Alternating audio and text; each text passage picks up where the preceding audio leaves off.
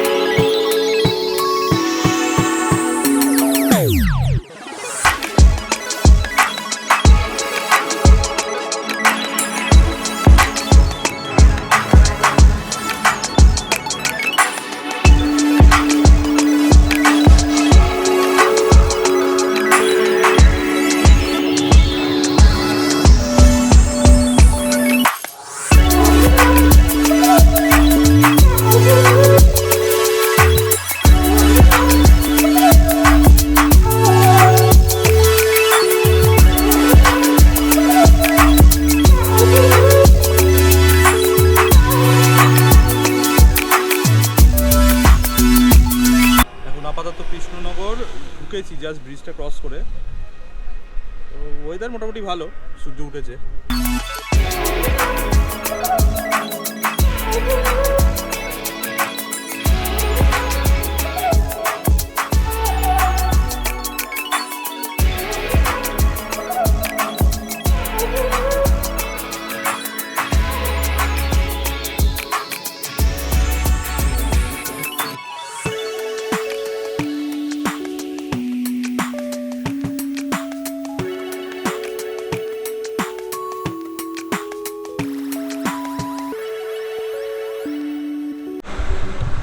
এখন একটু এসে দাঁড়িয়েছি হচ্ছে একটা ছোট্ট মতো রেস্টুরেন্ট বলা যেতে পারে, ক্যাফে কাম রেস্টুরেন্ট। নাম হচ্ছে আমাদের ঠেক। খুব ভালো খাবার দাবার, আগের বার একবার এসেছিলাম খাওয়া দাওয়ার জন্য। খুব ভালো রেস্টুরেন্ট। তো চলুন ভেতরে গিয়ে দেখি কি পাওয়া যাচ্ছে, কি খাওয়া যায়।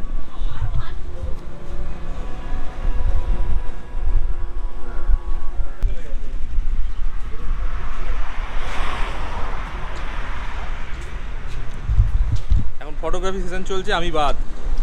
এই যে সব চলছে এদিকে, আর এই যে মডেল এদিকে দাঁড়িয়ে, ক্যামেরাম্যান সব এদিকে দাঁড়িয়ে। এখানে একটা ছোট্ট ফুড কোর্ট আছে, ওয়েলকাম টু ফুড কোর্ট।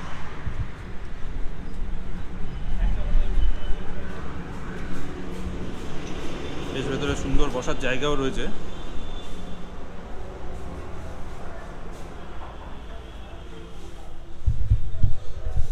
বাইরে কতগুলো বেশ সুন্দর জায়গা আছে ফটোশ্যুট করার। এখানে একটা বাটারফ্লাই আছে, সুন্দর বেশ বসার জায়গা। এখন সব ফটো শুটিং চলছে। যে আমাদের ভিলেন বসে আছে, ভিলেন আর দুই নায়িকা। এখানে কিচেন আছে, কিচেনটা দেখালাম না। সুন্দর ওয়াশরুমও রয়েছে, পরিষ্কার পরিচ্ছন্ন। আর এখান থেকে বেশ সুন্দর, কেউ যদি 6-5 জন নিয়ে আসে সেক্ষেত্রে বসার খুব সুন্দর জায়গা আছে। বেশ সুন্দর এমবিয়েন্স, খুব সুন্দর। বেশ রাত্রিবেলা খুব সুন্দর বেশ অ্যাম্বিয়েন্স এরিয়া। আচ্ছা, এখানে আর একটা জিনিসও দেখলাম, হুকা আছে, হুকা ফুকা রয়েছে, মনে হয় রাত্রিবেলা ব্যবস্থা আছে। এগুলো সব প্রাইভেট কটেজ টাইপের রয়েছে, থাকার ব্যবস্থা নেই, কিন্তু ওই জাস্ট প্রাইভেসি যারা মেনটেন করতে চাইছেন তাদের জন্য কোনো অসুবিধার কিছু নেই। জায়গাটা সত্যিই ভালো, সত্যিই ভালো, যেটা ভালো ভালোটাকে ভালো বলা উচিত। আরও একটা জিনিস খুব ভালো লাগলো, সেটা হচ্ছে এই যে পেছনে রোড স্টেয়ার্সটা দেখছেন, এটা দিয়ে আবার ওপরে ওঠার একটা খুব সুন্দর ব্যবস্থা আছে। চলুন ওপরে গিয়ে দেখি কি আছে। ওপরে যাচ্ছি। এই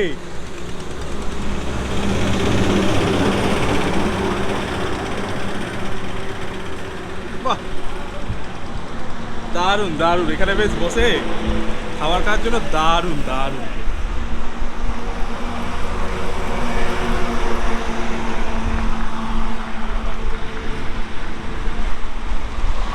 খুব সুন্দর অ্যাম্বিয়েন্ট, খুব সুন্দর লেগেছে, খুব সুন্দর।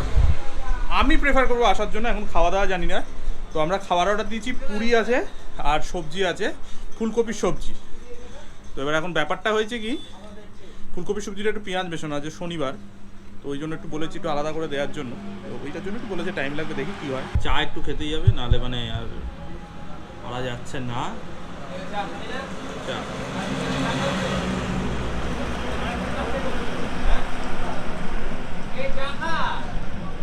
দাদা না, এদিকে আয়।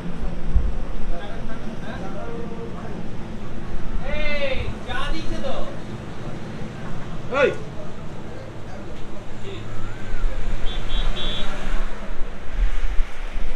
বসে খা। এখনো ঘন্টা দেড়েক। 1 ঘন্টা 1 ঘন্টা লাগবে। হ্যাঁ, রংপুরে 1 ঘন্টা। বস কাটা কিন্তু ভালো, বল বললাম যে ভালো। বললাম না। তাহলে কমপ্লেন দিয়ে দিই যে এখন চা ঠান্ডা আছে বলছে। হ্যাঁ। তো আমাদের থেকে মেনু কার্ড পাওয়া গেছে, খুব সুন্দর।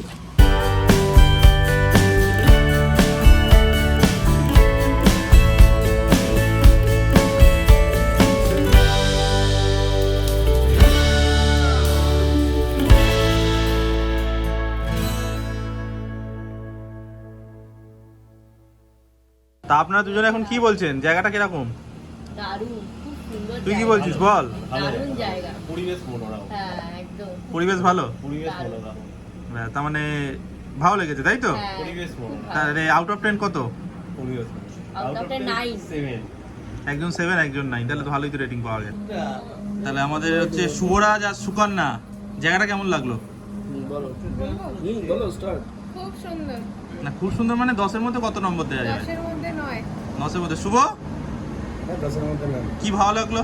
সব এনভায়রনমেন্টটা ভালো, ডেকোরেশনটা ভালো। নে চারটে খাবো।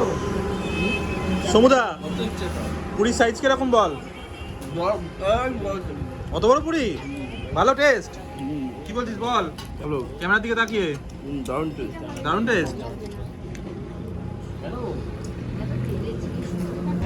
দাদার নামটা একটু বলবে? সুমন। সুমনদা কতদিন হলো? 1.5 মাস। 1.5 মাস মতো হয়েছে। এখন মোটামুটি সকাল থেকে রাত্রির অবধি কতক্ষণ খোলা থাকে? একটা ওর যতক্ষণ গেস্ট থাকে একটা। মানে রাত্রির 1টা অবধি খোলা থাকে। সকালবেলা কটায় খোলো? 6টা। সকালবেলা 6টায়। মোটামুটি চায়ের কাউন্টার বাইরে, চা ছাড়া এখানে বাইরে কাউন্টারে আর কি পাওয়া যায়? চা, সিগারেট, বিস্কুট, জল। আর এমনি ভেতরে খাবার দাবার যা আছে সব মোটামুটি ভেতরে। মেনুতে যা দেখিয়েছি মোটামুটি ভেতরে মোটামুটি অ্যাভেলেবেল। আচ্ছা ঠিক আছে, অনেক ধন্যবাদ। তোমাদের খাবার দাবার খুব সুন্দর। আশা করবো সবাই এসে দাদার সাথে অন্তত চাটা খেয়ে যাও। চা আমার খুব ভালো লেগেছে, খাবার দাবারও ভালো। তো দাদা চা বানিয়েছে একদম অসম চা। Thank you, thank you. চলুন যাওয়া যাক। এখন এই খাওয়া দাওয়া করে জাস্ট রান দিয়েছি। এখন অলরেডি ঘড়িতে 10:30 প্রায় বাজতে চললো। লেট হয়ে গেছে আর কি, খাবার দাবার অর্ডার দিয়ে বানিয়েছি, তো খাবার দাবার অর্ডার দিয়ে বানানো হয়েছে, খাওয়া হয়েছে। এখনও মোটামুটি 1.5 ঘন্টার রাস্তা। এখন এই দেখাচ্ছে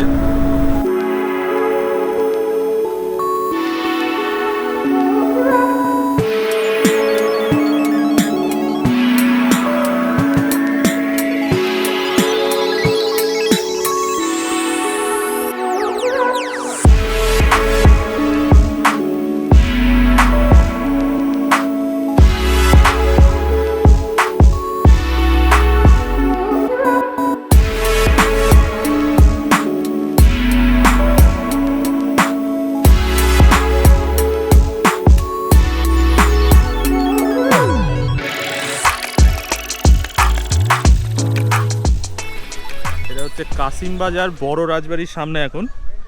এর আগে একটা মন্দিরে দাঁড়িয়েছিলাম, জানি না কি মন্দির, প্রচুর ভিড় আজকে শনিবার বলে। এই যে কাসিম বাজার বড় রাজবাড়ি।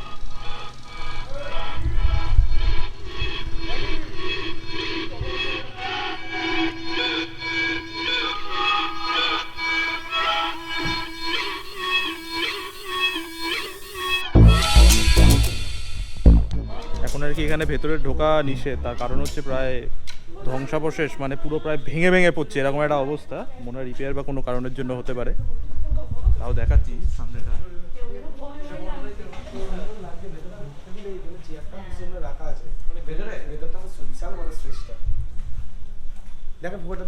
দরজার সাইড তো বিশাল।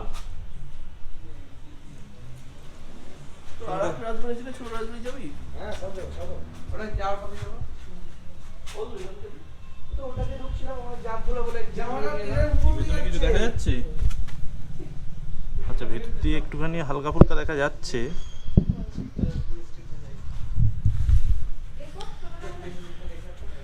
এই জায়গাগুলো সব হচ্ছে সেই আগেকার দিনে সেই ভ্যান ট্যান বসতো না, কি বলে না, ওই সেই সানাই টানাই বিয়ের সময় বসতো, বা ঢোকার সময় ওই দারোয়ান পারোয়ান টাইপের থাকে, ওইগুলো রয়েছে। বেশ সুন্দর, বেশ অনেক পুরনো, অনেক পুরনো, দেখে বোঝা যাচ্ছে।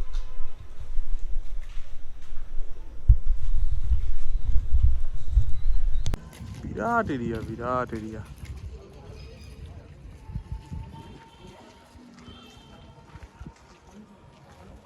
কোথায় শেষ কিছু দেখতেই পাচ্ছি না, মানে এত বড় এরিয়া।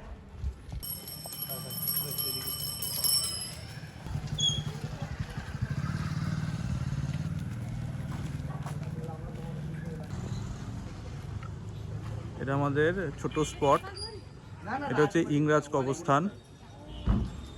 ঢোকা যাবে নাকি ভেতরে? ভেতরে ঢুকতে হবে, দেবে?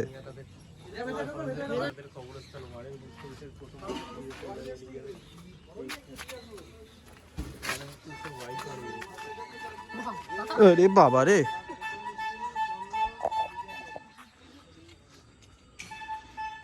এটা হচ্ছে ওই ইংরেজদের কবরস্থান আর কি। পুরনো, মানে সব স্মৃতিসৌধ, ছোট এরিয়া, বেশি বড় এরিয়া নয়। এখানে একটা ফলক রয়েছে, যদিও ফলকটা একটু আবছা। District magistrate Murshidabad.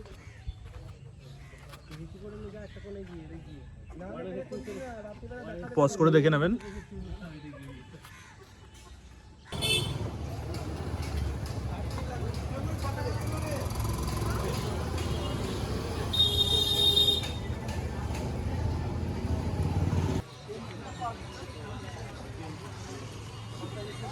মন্দির দর্শনের টাইম হচ্ছে 6টা থেকে 1টা, আর 3:30 থেকে 8:30।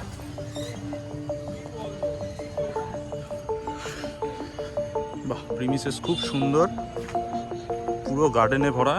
মানে কলকাতা থেকে এসে এই যে সবুজ সবুজ ব্যাপারটা, এটা বেশ ভালো বুঝতে পারবে।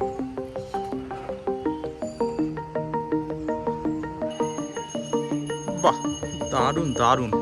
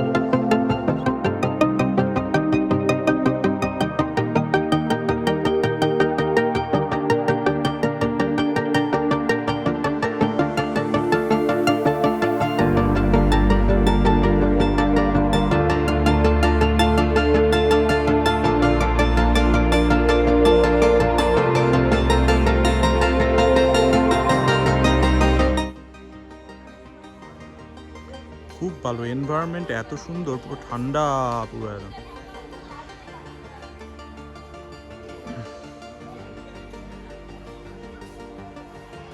এই পোর্শনটাতে তোদের সতীদাহ প্রথা চলতো নাকি আগে, বলছে এখানে হতো আগে, শ্মশান ছিল বা কিছু ছিল মনে হয়।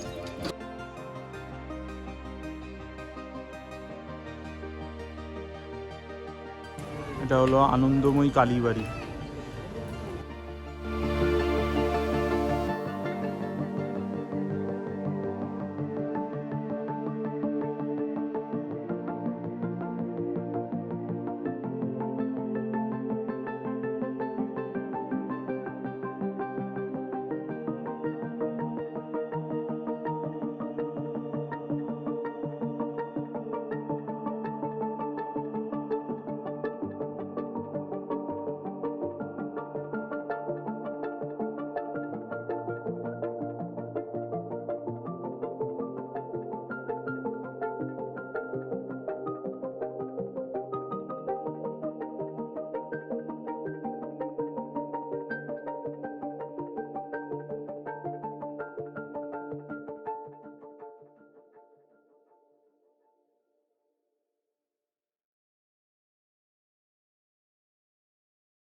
মেরি ক্রিসমাসের ট্রিটা খুব সুন্দর সাজিয়েছে।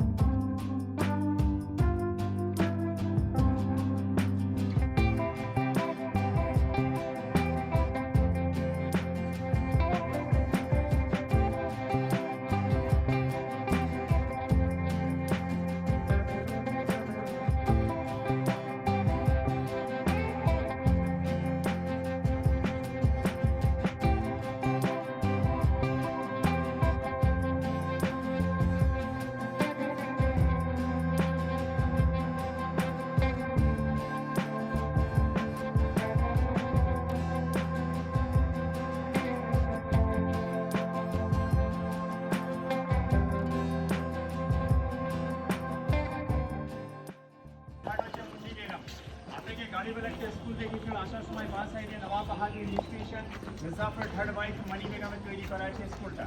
এই মানি বেগম তখনকার সময় ব্রিটিশ সরকারকে 90 লক্ষ টাকা দিল, যার টাকার ইন্টারেস্ট থেকে চলে 1 থেকে 12 অবধি প্লে স্কুল। মুর্শিদাবাদের ছেলেপেলে যারা পড়াশোনা করবে গভর্নমেন্ট স্কুলটার মধ্যে কোনো পয়সা লাগে না, তাতে খাওয়া দাওয়া বই ড্রেস বোর্ডিং গভর্নমেন্ট থেকে ফ্রি পাওয়া যায়। স্কুলটার মধ্যে 4 ভাষা পড়ানো যায়, বাংলা, ইংলিশ, উর্দু, আরবি। মুর্শিদাবাদের মাটি যে কোনো ছেলেপেলে পড়াশোনা করবে, গভর্নমেন্ট কোনো পয়সা নেবে না। এর ইতিহাসে নাম পাবেন মুন্নি বাই। এর জীবনে ছিল বাইজি। মির্জাফর যখন বিয়ে করেছিল তারপরে এনাকে আলাদা টাইটেল দিয়েছিল মানি বেগম বলে, তার কবরটা বন্ধ দিয়ে খেলা হচ্ছে। এসব যত খোলা কবরগুলো আপনি দেখছেন সব পুরুষদের কবর, এরা সব মহিলাদের, কেন এগুলো বর্ণমুখী, তার জন্য কবরটা খারাপ। কবরের মাথার উপরে যত গম্বুজগুলো আপনি দেখতে পাচ্ছেন এগুলো মুসলিম ধর্মের স্মৃতি সম্বন্ধে যেরকম ঈদগাহ, দরগাহ, মদিনা সব বানানো গেছে। বানাবার কারণ হচ্ছে কি সমাধি দুটো লক্ষ্য দেওয়া যে একটা খ্রিস্টান একটা মুসলিম। খ্রিস্টানদের ক্রস চিহ্ন থাকে, মুসলিমদের এই স্মৃতি চিহ্ন থাকে, যে কোনো লোক এসে বুঝতে পারবে কি একটা মুসলিমের কবরস্থান আছে। এই যত চিহ্ন যত পাকা কবরগুলো দেখছেন প্রত্যেকটা কবরস্থানে এতটা আপনি পাকা কবর দেখতে পাবেন না। এই কবরস্থানটা হচ্ছে বাংলা, বিহার, উড়িষ্যা নবাব বংশধরের সমাধি। নবাবী পিরিয়ডে কে ছিল কি যে কোনো লোক মারা গেল তার সমাধি দাবানো গেল, 40 দিনের ভিতরে তার শ্রদ্ধার কাজ করে দেওয়া যেত। 90 দিন যেদিনকে গুজরে যেত 90 দিনের পিডাব্লিউ থেকে লোক আসতো, যে লোক যে ক্যাটাগরি থাকতো সেই ক্যাটাগরি হিসাবে কবরটাকে বানানো যেত। সেখানে এটা নর্মাল ছিল, নর্মাল বানানো গেছে, তার ছিল ও নর্মাল, ওর থেকে এরা ছিল বাংলা বীর উড়িষ্যা নবাবদের সময় তার জন্য এদের সমস্ত স্মৃতিচিহ্নগুলো সেই কন্ডিশনে বানানো মানে যে লোক যে ক্যাটাগরি থাকবে সেই ক্যাটাগরি হিসাবে সমাজ থেকে বানানো যাবে। গেটের বাইরে দেখবেন একটা বিরাট বড় তার ডেড বডি এখানে আনা যেত, এখান থেকে জানাজা নামাজ পড়িয়ে তারপরে এখানে মাটি নামানো যেত। এটাকে যাত্রা মসজিদ বলা যায়। এখানে বসবাস করে না যারা লোকাল মুসলিম আছে দাঁড়ান ওখানে আপনারা ঘুরতে গেলে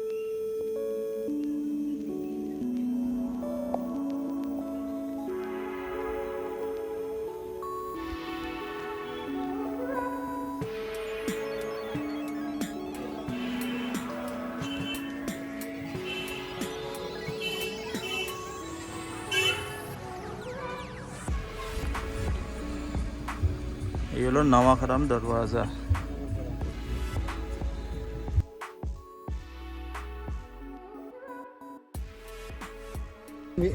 এখানে মির্জাপুররা থাকতো।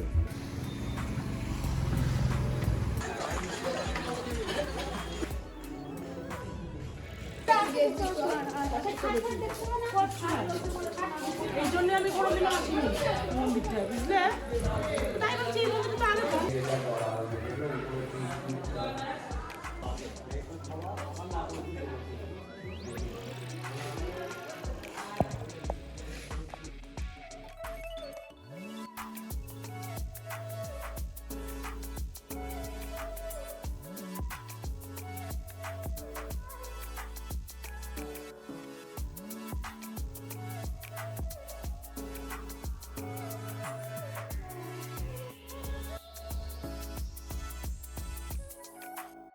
এখনও সেই পুরোনো দিনের করা রয়েছে এখানে, তো বাকিও কিছু রয়েছে এখনো পুরোনো দিনের এই একটা করা, আর ওখানে কিছু ছিল হাঁড়ি করা, এইগুলো শুধু দেখা যাচ্ছে। এটা হচ্ছে নসিপুর রাজবাড়ি।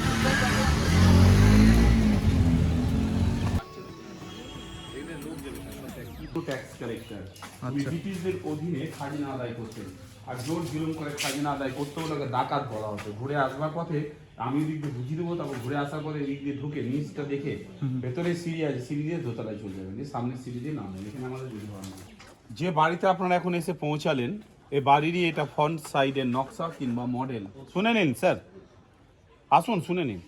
এই বাড়িটারই এটা ফ্রন্ট সাইডের নকশা কিংবা মডেল। এটা 250 গ্রাম সোলা আর কাগজকে কেটে কেটে বানিয়েছিলেন। এটা বানাবার পর তিনি দিল্লিতে নিয়ে যান, একটা এক্সিবিশনে উনি ফার্স্ট প্রাইজ পেয়েছিলেন। তার নিচের জারটা টেস্টিং জার, বিদেশ থেকে যেমন মদ আসতো ওটাই টেস্ট করে বা চেক করে খেতেন। কেউ বিষ দিয়ে মারার চেষ্টা করলে ধরা পড়ে যেত, কালারটা চেঞ্জ হতো, বেশি পরিমাণে বিষ থাকলে জারটা ফেটে যেত। নিচে আছে মাটি, চলুন এবার আস্তে আস্তে হাঁটি। এই কালুকো আর টুপি পরে ফাঁসির অর্ডারটা দিতেন। আর যাদের যাদের ফাঁসি হয়েছে সমস্ত ডকুমেন্টসগুলো এখানেও কিছু রয়েছে, আবার এখানেও কিছু রয়েছে। ফাঁসি দিয়েছে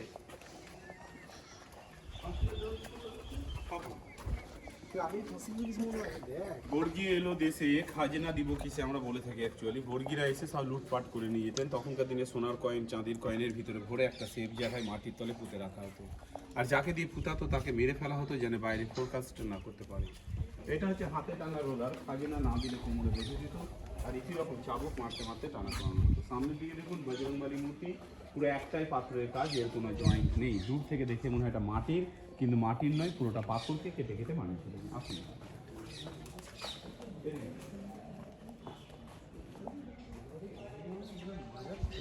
দেবী সিংকে কেউ যদি খাজনা না দিতেন এখানে তাদের বিচার করতেন, রীতি রকম অত্যাচার করা হতো তাদের উপরে, এবং বাচ্চাদেরকে মেরে ফেলা দেওয়া হতো। এই তারপরে এখানে বন্দি করে রাখতেন, বুঝলেন তো, এটা ছিল জেলখানা, বন্দি করে রাখতেন কেউ খাজনা না দিলে। গায়ে গোটা গায়ে উলঙ্গ করে গোটা গায়ে গরম তেল ফেলে দেওয়া হতো, তারপরেও চাবুক মেরে মেরে ফাঁসির ঘরে ফাঁসি দেওয়া হতো। এইভাবে দেবী সিং খাজনা আদায় করতে বলে ডাকাত করা হতো, যেটা আগে বলতাম।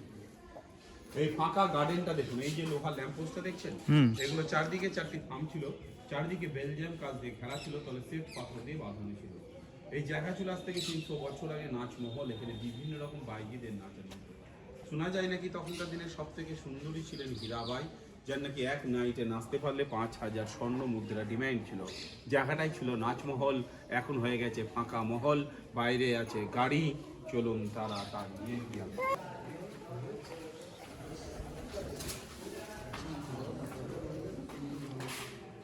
চলে আসলেন। এই চেনটা দেখুন স্যার, এরকমই আরো দুখানা চেন ছিল, চেনের নিচে ছিল তলে তিনখানা কুমো, কুমোর উপরে সব কাঠ পাতা থাকতো, কাঠের উপরে দাঁড় করিয়ে গলায় দড়িটা পরিয়ে দেওয়া হতো। অ্যাঙ্গেলটা টানলে কাঠটা সরে যেত, ফাঁসি দেওয়ার পর এইখান থেকে দড়ি কেটে ফেলে দিলে গঙ্গায় চলে গেছে। হচ্ছে নরেন্দ্র নারায়ণ সিং, ইনি মারা গেছেন, ইনার ছেলে জীবিত আছেন, কলকাতায় থাকেন। তার পাশেরটা দেখুন ব্রিটিশ পঞ্চম জজ, যার আগেকার দিনে চাঁদির কয়েনে ছবি দেখা যেত। আসুন স্যার।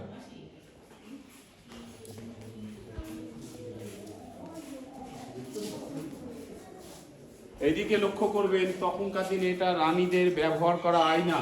এই আয়না অ্যাকচুয়ালি আগেকার দিনে রানীরা ব্যবহার করতেন। এখন যদি আপনারা মনে করেন কারোর চুল টুল ঠিক করা থাকলে করে নিয়ে সামনে এগিয়ে আসবেন। মেকআপ করে নিই। রাজা রানী নেই, সবাই রাজা। আমরা সবাই রাজা, রাজাদেরই রাজা রাজত্বে।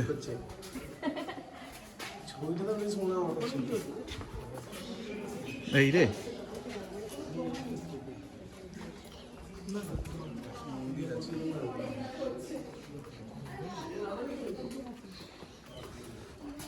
চলে আসবেন স্যার এদিকে। হ্যাঁ, এটা দেখবেন রাধা কৃষ্ণ রয়েছে, জগন্নাথ বলরাম সুভদ্রা রয়েছে, আর নিচে আছে দেখবেন নারায়ণ শিলা রয়েছে, গোপাল আছে। এগুলো ঝুলন যাত্রার সময় সাজানো হয়। এছাড়া প্রত্যেক দিন এখানে নিত্য পুজো হয়। এবারে যেটা আমরা যাচ্ছি সেটা দেবী সিং কালীমন্দির ডাকাতকালী বলা হয়। এইখানে আপনারা সকলে মিলে যাদের যাদের প্রণাম করার ইচ্ছা হয় একটু ভক্তিভাবে প্রণাম করবেন। এটা হচ্ছে দেবী সিংহের মেন মন্দির, দেবী সিংহের ডাকাতকালী বলা হয়। দেবী সিং কোনো জায়গায় খাজনা আদায় করতে গেলে তখন এখানে পুজো করে যেতেন, ফিরে আসবার সময় পুজো করতেন। দেখুন কালো বলে কালী পুজো, তার মুখে জীব নেই বলে লক্ষ্মী পুজো, আর পায়ের তলায় শিব ও সিংহ আছে বলে দুর্গা পুজো করা হয়। একটাই মাকে তিনটে রূপে পুজো করে, কালী, দুর্গা, লক্ষ্মী। এখানে যে যার মানসিক করে আজও সফল হয়। যে যা পারবেন, যার যেমন সামর্থ্য হবে, কিছু যদি মনে করেন মায়ের নামে সাহায্য করব, কিছু সাহায্য করতে পারেন। বড় কিছু বোঝাবার নেই, এইটা দিয়ে যাবেন, সব রকম ঠাকুরগুলো দর্শন করে ঘুরতে ঘুরতে বেরিয়ে যাবেন।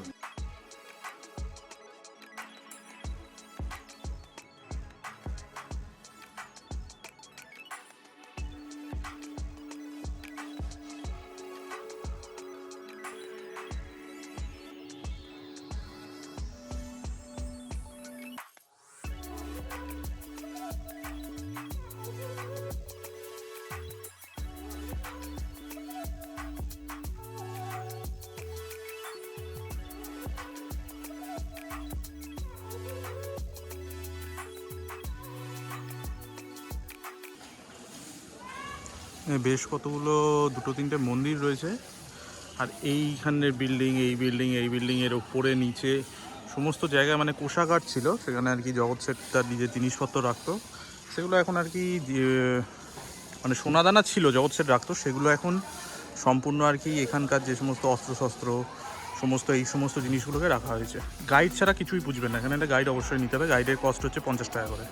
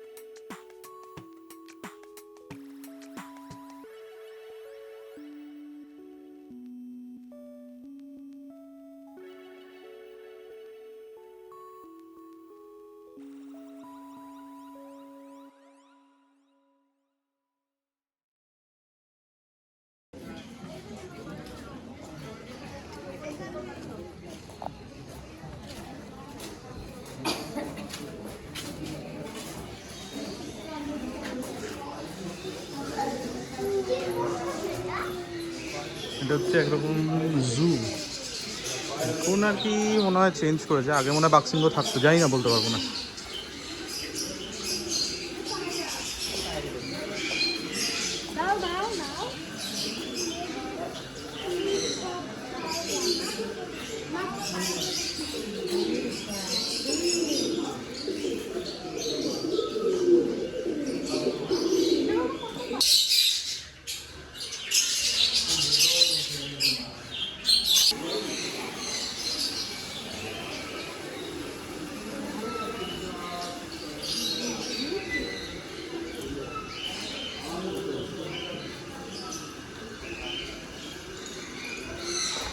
মানে ঢোকার জন্য 30 টাকা করে নিয়েছে বটে, কিন্তু 30 টাকা ভর্তিটা আমার মনে হচ্ছে, কারণ এগুলোকে মেনটেন করে রাখতেই তো কত সময়টা চলে যায়।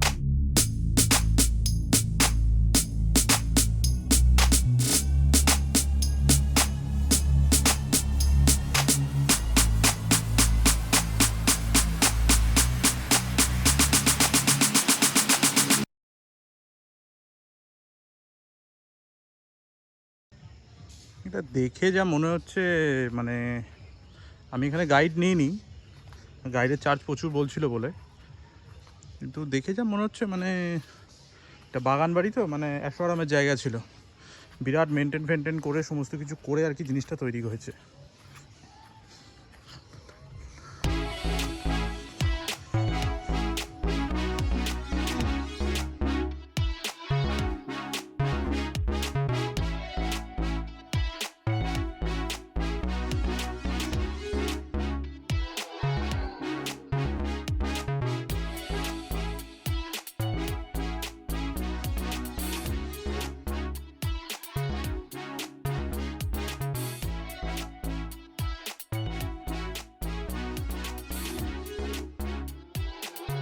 এটার যে প্রিন্সেসটা রয়েছে এটাও বললাম না সম্পূর্ণরূপে সাজানো। এগুলো দেখে মনে হচ্ছে আগেকার দিনের কোনো সিন্দুক, কিন্তু সেটা চাকা লাগানো। এইখানের চাকাটা আর এইখানের চাকাটা মনে হয় খুলে গেছে, বাট এটাকে মনে হয় গয়না টয়না নিয়ে কোথাও ট্রান্সপোর্ট করা বা কিছু এরকম কিছু কাজে মনে হয় ব্যবহার হতো, এটা দেখে মনে হচ্ছে।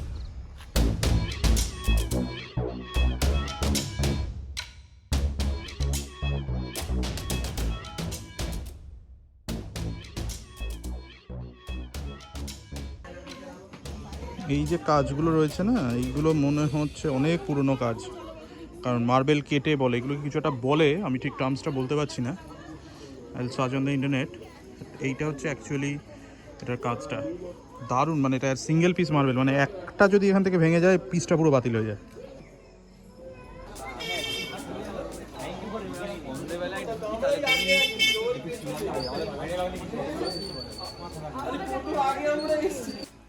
হচ্ছে মতি ঝিল, জায়গাটা ভালো, অন্ধকার হয়ে গেছে এখন প্রায়। 7:10 মতো বাজে। এখানে কিছু এরকম ছোটো ছোটো কটেজ রয়েছে, এদিকেও ছিল কটা। একটা বিশ্ববাংলা গেট রয়েছে, বাউন্ডারি বিরাট, কিন্তু এখানে একটা সাউন্ড অ্যান্ড লেজারের শো হয়।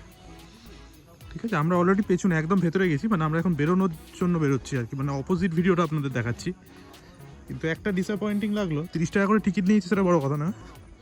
সব থেকে বড় জিনিস হচ্ছে লাইট অ্যান্ড শোয়ের যে একটা মানে যে প্ল্যাটফর্মটা রয়েছে, একটা মানে পুকুরের মধ্যে একটা ছোটো মতো ইয়ে করে বাঁধানো, সেখানে লিখে দিয়েছে অনির্দিষ্টকালের জন্য বন্ধ। তো এখানকার যারা লোকাল রয়েছে তাদের আমরা জিজ্ঞেস করলাম, তো তারা বলছে যে ওটাই মেন আকর্ষণ, ওটা ছাড়া আর এর মধ্যে কিছু নেই। এবার কিছু দেখলাম গাঁদা ফুল এরকম কিছু বসার জায়গা আছে, জানি না, রিভার বোট আছে এখানে রয়েছে, বাট সঠিক জানি না। প্রচুর লোকজন আছে, খুব সুন্দর এরিয়া, মানে ন্যাচারাল ফ্রেশ অক্সিজেনটা চলে আসার জন্য যথেষ্ট।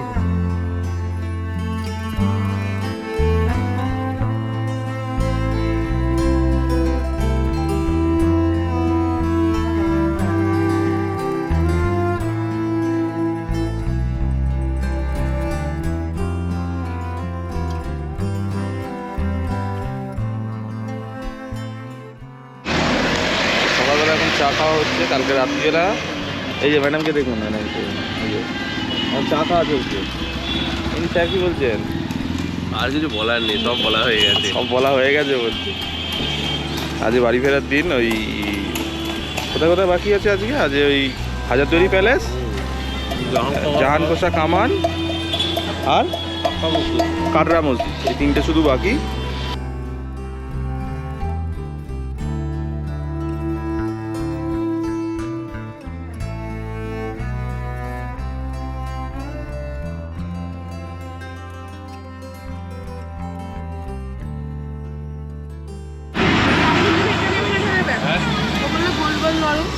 ওই দেরি প্রথমেরটা কি দ্বিতীয়টা নিল তো ফটো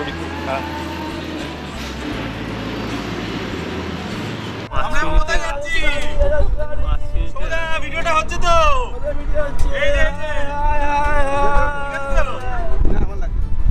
কারো কিছু লাগছে না, একদম ওকে, কোনো অসুবিধা নেই। এটা আমার বউ তো? হ্যাঁ একদম। এই ভাই এটা বলছে আমার বউ। চলেছি এখন কোথায়? হাজারদুয়ারি। এখন হাজারদুয়ারি চলেছি। সমুদা কি বলছিস? তাহলে আমি ওর কোলে চলে যাচ্ছি। আচ্ছা আচ্ছা ঠিক আছে। এখানে নয়।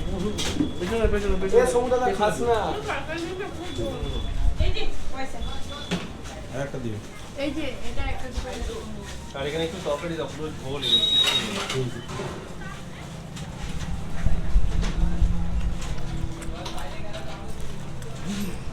বল আমার এই হাল। কি সমুদা কি করছিস? মুড়ি কেন? খেতে ভালো লাগছে তাই মুড়ি খাচ্ছি, খেতে ভালো লাগছে। হ্যাঁ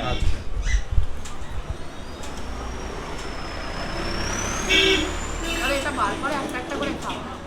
ঠিক আছে। আস্তে হাতে লেগে যাবে। বলছে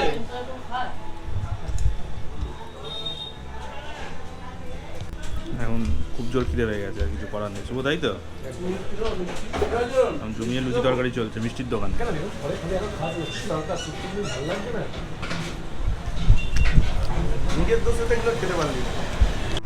এই হলো হাজারদুয়ারি গেট, এখান দিয়ে এন্ট্রান্স। একটু রোদ আছে আর কি, কালকে রোদ ফোদ ছিল না, আজকে একটু রোদ আছে, পরিষ্কার দেখা যাবে।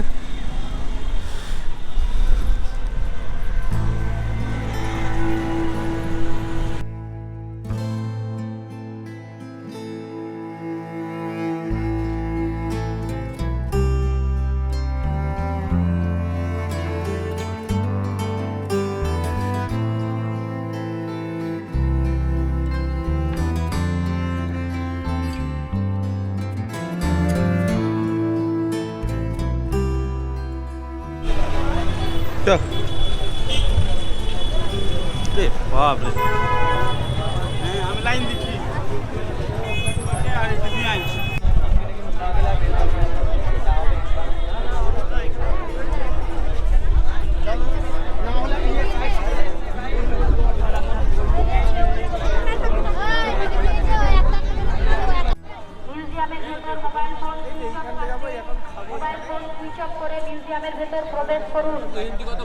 প্যানেলের ভেতরে কেউ প্রবেশ করবেন না। টিকিট কাউন্টার থেকে টিকিট সংগ্রহ করুন। করাটা নিষিদ্ধ। তাহলে ভিতরকার জিনিসগুলো বলবো কিভাবে, বুঝবেন কিভাবে, সেটা বলবো এইভাবে যে বড় বড় সরকারিভাবে দরজা খোলা রয়েছে এবং আমাদের কাছে ভিতরের অ্যালবাম রয়েছে। সেই জিনিসগুলো কোন জায়গায় কে পাশে কাজে লাগতো সমস্ত বলে দেওয়ার পরে আপনাদেরকে ভিতরে প্রবেশ করানো হবে। ভিতরে কতক্ষণ থাকবেন, কতক্ষণ দেখবেন, সেটা ব্যক্তিগত ব্যাপার। একটা টিকিটের ভ্যালু আছে সকাল 9টা থেকে নিয়ে বৈকাল 5টা পর্যন্ত। আপনি মাঠে ঘুরুন, একবার ছাড়া 10 বার আপনি হাজারদুয়ারির ভিতরে ঢুকুন, কোনো বিষয় নেই। একটা টিকিটের ভ্যালু সকাল 9টা থেকে নিয়ে বৈকাল 5টা পর্যন্ত। ক্লিয়ার? দূরে যে সাদা রঙের মস্ত বাড়িটি দেখতে পাচ্ছেন, বাড়িটির নাম হচ্ছে ইমাম বাড়া। এই ইমাম বাড়া কথার অর্থ হচ্ছে ইমাম হাসান আর হুসাইন কারবালা প্রান্তে স্বচ্ছতা প্রতি শহীদ হয়েছিল। এই শহীদ স্থান এশিয়ার সব থেকে বৃহত্তম হচ্ছে মুর্শিদাবাদ। এটা তৈরি করেছিলেন মির্জাফর জেনারেশনে। কেন? ওনারা ছিলেন শিয়া সম্প্রদায় আর নবাব সিরাজউদ্দৌলা ছিলেন সুন্নি সম্প্রদায়। এই শিয়া সম্প্রদায় ভাইরা মুহররম শোক উৎসবটাকে খুবই শ্রদ্ধাভাবে পালন করেন। কেন? ওনাকে পিপাসায় কাতাল করে দেওয়া হয়েছিল, সেই কারণে নির্জলাভাবে নৃশংসভাবে স্বচ্ছতা প্রতি লড়াই করতে গিয়ে শহীদ হতে হয়েছিল। কতল করেছিলেন ইয়াজিদ। কোন সম্পদ? ওই মুসলিম সম্প্রদায় কি লোক, যেরকম আপনাদের ধর্মের ভিতরে বসল থাকে। উদ্দেশ্য এই যে মানে ওই ব্যাখ্যা দিতে গেলে অনেক বড় ব্যাখ্যা হবে, শর্টকাটে বলি। উনি একটা উইল নিয়ে আসতে চেয়েছিলেন, সেই উইলে ইনি এগ্রি হননি, মানে প্রজাদের জন্য, মানে নিজেদের লোকের জন্য উনি এগ্রি হননি। সেই কারণ ওনাকে নির্জলা পিপাসা হিসাবে হত্যা করা হয়েছে। এই যে বাড়িটি, বিল্ডিংটি দেখতে পাচ্ছেন, 3টি অংশতে তৈরি করা। 3টি অংশতে কেন তৈরি করা? তখনকার টাইমে দূর দূরান্ত থেকে যানবাহন ছিল না, মানুষরা আসবে, থাকবে, খাবে কোথায়? নবাবী টাইমে। তাই নবাবরা প্ল্যান মোতাবেক তৈরি করে নিলেন, এক পাশে লেডিস থাকবে। লেডিসরা আলাদা কেন? পুরুষদের সামনে কিন্তু মহিলাদের আসার অনুমতি ছিল না আগে। এখনও অনেক মা বোনরা কিন্তু পুরুষের সামনে আসেন না, মুসলিম সম্প্রদায়কে এবং হিন্দু সম্প্রদায়কেও দেখবেন বিহার টিহারের গেলে ঘোমটা মাথায় দিয়ে তাদের সেই উদ্দেশ্যে এক পাশে লেডিস, এক পাশে জেন্টস। মিডিলটা হচ্ছে ধর্মস্থান। এই ধর্মস্থান বছরে 10টা দিন খোলা থাকে। মুহররমের চাঁদ যেদিন থেকে ওঠে তারপরের দিন থেকে নিয়ে টোটালি 10 দিন খোলা। হিন্দু, মুসলিম, জৈন, খ্রিস্টান যে কোনো ধর্মের লোক যেতে পারে, আসতে পারে, কোনো রকম টাকা পয়সা লাগে না। এর ভিতরে মুহররমের টাইমে আসলে দেখতে পাবেন বড় বড় রূপোর তাজিয়া এবং হচ্ছে রূপো, সোনা, চাঁদির তাজিয়া, এবং দেখতে পাবেন আলম, পাঞ্জা, কোষ্ঠী পাথর রূপে ইমাম হাসান হোসেনের হাতের ছাপ পাইছে। এটা বছরে 10টা দিনই সাজানো হয়। এখানে বিশাল মেলা লাগে, শোক মেলা, শোক যাত্রা। আপনারা মুহররম অনেক জায়গায় দেখেছেন, অনেকভাবে দেখেছেন। এইখানে মুহররম শোক পালনটা প্রায় হাতে বড় বড় তরবাল, বড় বড় চাকু নিয়ে নিজের দিক নিজে কাটবে, মাথা কাটবে, রক্তপাত করে হায় হোসেন বলে কালো কালো কাপড় পরে এইখান থেকে শোক যাত্রাটা বের করা হয়। এটা একমাত্র মুহররম উপলক্ষে খোলা হয়, আদার্স লোকাল মানুষের জন্য প্রতি বৃহস্পতিবার। সাইডে যে এরিয়াটা দেখতে পাচ্ছেন, এটা হচ্ছে নিজামত এরিয়া। এই নিজামত এরিয়া বলা হয় এই কারণে যে খুবই রেসপেক্টেড এরিয়া। এর ভিতরে যারা থাকেন তাদের সাথে কথা বলার জন্য পারমিশন নিতে হয়। এখনো নবাবদের বংশধররা জীবিত আছে। এই নবাবদের বংশধররা এখনো বসবাস করে এইখানে। সর্বশেষ নবাব ওয়াসেফ আলী মির্জার বংশধররা জীবিত রয়েছে। এই কামানটির নাম হচ্ছে বাচ্চা বলি কামান। বাচ্চা বলি কামান কেন বলা হয়? এই বাড়িটি, এই যে হলুদ রঙের বাড়িটি দেখতে পাচ্ছেন, এই বাড়িটি নির্মাণ করার টাইমে অনেক সাদা বালি লাগে। পাশে রয়েছে ভাগীরথী গঙ্গা। এই ভাগীরথী গঙ্গা থেকে যখন বালির চর থেকে বালি তুলতে গিয়ে এই কামানটিকে পাওয়া যায়। হওয়ার পরে নবাবরা পরিষ্কার করে একবারই টেস্টিং করার অনুমতি দেন। এই টেস্টিং করাকালীন বিভৎস আওয়াজে যারা গর্ভবতী মা বোনরা থাকেন, গর্ভপাত হয়, যারা বয়স্ক বাচ্চা ছেলে থাকেন, শব্দতে কান মুখ থেকে রক্ত উঠে মারা যান। তার জন্য নবাবের শিল করে নাম দিয়ে দিয়েছে বাচ্চাওয়ালি কামান। কামানটিকে নির্মাণ করেছিলেন জনার্দন কর্মকার, ঢাকা, বাংলাদেশে বাড়ি, ওনারই হাতে নির্মাণ করা। জানেন কি জনার্দন কর্মকারের কামান কটা তৈরি করে? জনার্দন কর্মকারের 4টি কামান আমরা পেয়েছি। একটি হচ্ছে বাচ্চাওয়ালি কামান, একটা হচ্ছে জাহানকোষা কামান, আরেকটি কামান দেখতে পাবেন বিষ্ণুপুরে যাকে বলা হয় দলমদল কামান। আচ্ছা, আরেকটি কামান দেখতে পাবেন ঢাকায় ঢাকেশ্বরী কামান। এই 4টি কামান জনার্দন কর্মকারে তৈরি। এই যে বাড়িটি দেখতে পাচ্ছেন নবাব সিরাজউদ্দৌলার একমাত্র স্মৃতি। কোন রকম এখন পর্যন্ত মুর্শিদাবাদে আপনারা এতটা ঘুরেছেন, নবাব সিরাজউদ্দৌলা জীবিত থাকাকালীন কি কোনো রকম স্মৃতি খুঁজে পেয়েছেন? কোনো নিদর্শন পেয়েছেন? কোনো নিদর্শন পাবেন না। একমাত্র নবাব সিরাজউদ্দৌলা জীবিত থাকাকালীন একমাত্র স্মৃতি। নবাব হওয়ার আগে নবাব সিরাজউদ্দৌলার মা আমিনা বেগম ঠাকুরের কাছে প্রার্থনা করেছিলেন, আমার ছেলে যদি উড়িষ্যা, বিহার, বাঙ্গালের রাজধানী রাজা হতে পারে তো আমি মক্কা শরীফ থেকে পবিত্র মাটি এনে এখানে মদিনা তৈরি করে দেবো। যারা গরিব মানুষ মক্কায় হজ করতে যাওয়ার সমর্থ ক্ষমতা থাকে না, তারা 7 পাক ঘুরলে মক্কার হজের নেকিটা সফল পায়।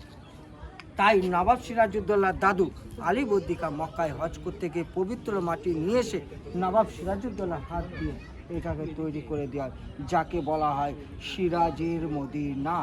আচ্ছা, ইতিহাসের পাতায় যেটা সিরাজের মদিনা দেখেছেন, এটাই সেই সিরাজের মদিনা।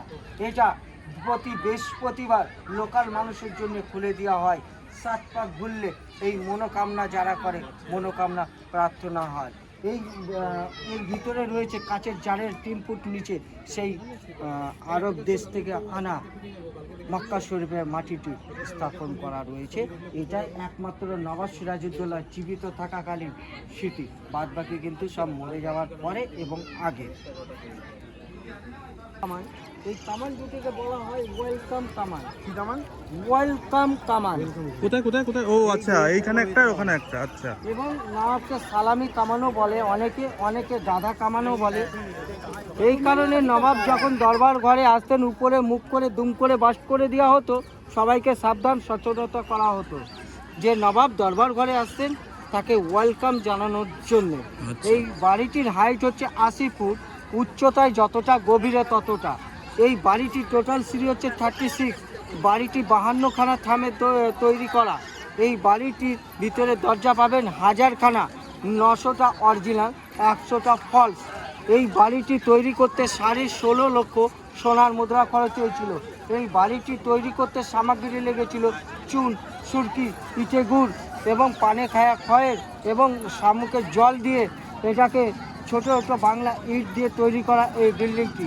এই বিল্ডিংটি কোনো নবাবের বাসস্থান নয়। সামনে মডেলটা দেখুন, Raj Bhavan, engineer college, Victoria, white house, একদম সেম টু সেম। কেন? এরা হচ্ছে ব্রিটিশ কোড, ব্রিটিশ প্যাটার্নে তৈরি করা। এই বাড়িটির ভিতরে দেখতে পাবেন দরবার হল ঘর, যেটি হচ্ছে রূপোর, যার ওয়েট হচ্ছে 42 কেজি। পাশের রুমে দেখতে পাবেন হাতির দাঁতের সোফা এবং সিংহাসন, দোতলা উঠে। তুমি ঢুকবে না? না। সেটা দেখতে পাবেন ব্রিটিশদের বসা, যেখানে মিটিং আলোচনা সেরে রাখতেন আগে থেকে। নবাব যখন দরবার ঘরে আসতেন সিল আর সই করতে হতো। বুঝতে পেরেছেন? নিচ দিয়ে হচ্ছে ঢোকার পথ, নিচে হচ্ছে অস্ত্রশালা ঘর। ঢুকে অস্ত্র দেখতে পাবেন। সেরকম অস্ত্র একটি ভাঙা কামান, যেটা মীর মদন মোহনলাল কামানটি বাস্ট করে পলাশির যুদ্ধের টাইমে মারা গিয়েছিল। দেখতে পাবেন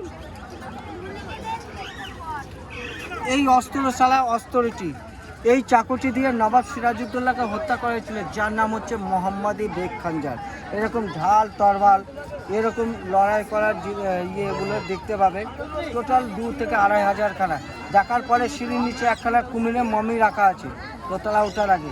মমির ডান পাশে বা পাশে 2টো ম্যাজিক আয়না, যে হাজারদুয়ারে ম্যাজিক আয়না বডি দেখা যায় আর মুন্ডু দেখা যায় না। কেন দেখা যায় না? ওই আয়না দুটো 45 90 ডিগ্রি অ্যাঙ্গেল ভাবে যত জায়গায় দেখলাম এই আয়নার নামটা এবার দেখলাম তো ডিআরএস লাগানো আছে, বড় মুখটা দেখা যাচ্ছে, জগৎ সেটের বাড়িতেও আছে। 90 ডিগ্রি অ্যাঙ্গেল ভাবে আয়নাটা, প্রশ্ন উত্তরটা তো দিব। 90 ডিগ্রি অ্যাঙ্গেল ভাবে মিডিল দিয়ে কাঠের বাটাম দিয়ে তৈরি করা, যে আপনি তার জন্য নিজের মুখ দেখতে পাবেন না, অপরেরটা পাবেন, অপর নিজেরটা পাবেন না। ওটা কি পারপাসে কাজে লাগতো? নবাব দরবার হল ঘরে বিচার করতে বসতেন, আয়না দুটোকে সামনে রেখে দিত, কিছু থেকে এসে কেউ আক্রমণ হত্যা না করে। কেন আপনি এগিয়ে যাচ্ছেন, আমাকে তো দেখতে পাচ্ছি না। আচ্ছা আচ্ছা, সেই পারপাসে আয়নাগুলোকে তৈরি করা। এই বাড়ির ভিতরে যখন দোতলা ঘরে উঠবেন দেখতে পাবেন একটা হাতির দাঁতের পালকি, যেটা অরেঞ্জেবের একটি মেয়ে ছিল যার নাম মেহরুন্নিসা বেগম। মেহরুন্নিসার পালকি দেখবেন। চলে আসবেন দরবার হল ঘরে। দরবার হল ঘরে দেখতে পাবেন সিংহাসন, পাশের ঘরে সিংহাসন। দরবার হল ঘরে যখন ঢুকবেন এই মস্ত বড় ঝাড়বাতি দেখতে পাবেন, সেটা মহারানী ভিক্টোরিয়া এই বাড়ির মালিককে বার্থডে গিফট উপহার করেছিল। এটা দেখার পরে চলে যাবেন ডাইনিং রুমে, দেখতে পাবেন সোনা চাঁদের কাঁটা চামচ, ডাইনিং টেবিলে সাজানো আছে ব্রিটিশদের। তারপরে চলে যাবেন মেয়েদের সাজঘরে। সাজঘরে দেখতে পাবেন এরকম একটা মেয়েদের টোটালটাই রূপোর সাজানো। কি এটা? সাজানলা। আচ্ছা, শাহজাহানলা। আচ্ছা সাজানলা দেখে এই গেট দিয়ে বেরিয়েছে। আচ্ছা, আপনি চলুন না একটু। না, এটা হচ্ছে Hazarduari restaurant, hotel cum restaurant আর কি। খুব ভালো রিভিউ দেখেছি অনেক জায়গায়, আজকে এসেছি প্রথমবার, খেয়ে দেখবো কেমন লাগে। চলুন ভেতরে যাওয়া যাক।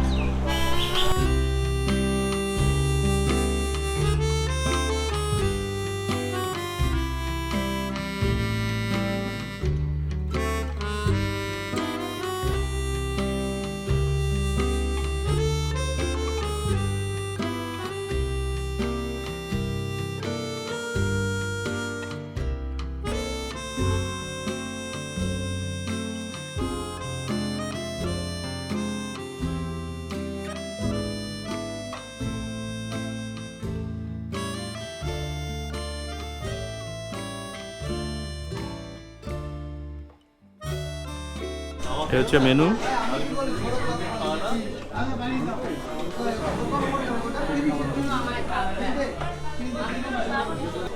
এখন অর্ডার করা হয়েছে হচ্ছে ভাত, এখানে আছে হচ্ছে মাছ, আলু ভাজা আর চিকেন অর্ডার করা হয়েছে। চিকেনটা এখনো আসেনি, কিন্তু ডালটা দিয়েছে বেশ এরকম একটা বেশ বালতি করে, অনেক জায়গায় দেয়, মাদাসাটেও দেয়, খুব সুন্দর করেছে বেশ। দেখা যাক ট্রাই করে খেয়ে কেমন লাগে।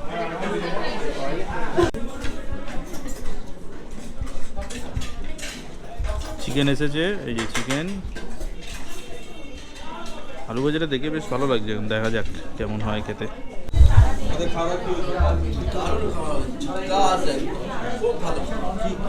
খাওয়া দাওয়াটা হয়েছে সেটা বল, তাহলেই হয়। ভাত, ডাল, আলু ভাজা আর ফিশ কারি, রুই মাছের কারি। কেমন লেগেছে? দারুণ লেগেছে, ভালো লাগলো।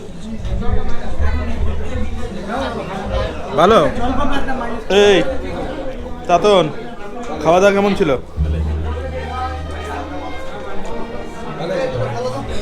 ভালো। সবাই যখন বলছে তাহলে ভালোই, অবশ্যই ভালো।